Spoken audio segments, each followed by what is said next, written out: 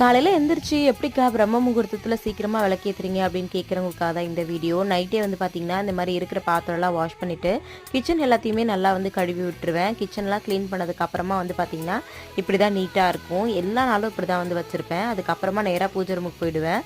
பூஜை ரூமில் இருக்கிற பழைய பூ எல்லாத்தையுமே வந்து எடுத்து மாற்றிடுவேன். அதுக்கப்புறம் பார்த்தீங்கன்னா, கீழே சிந்தி இருக்க சின்ன சின்ன பூ, அதுக்கப்புறம் வந்து பார்த்தீங்கன்னா, சாம்பிராணி ஏற்றிருப்போம்ல, அதோட வேஸ்ட் எல்லாம் இருக்கும். அது எல்லாத்தையுமே வந்து ஃபுல்லாக நைட்டே வந்து க்ளீன் பண்ணி வச்சிருவேன்.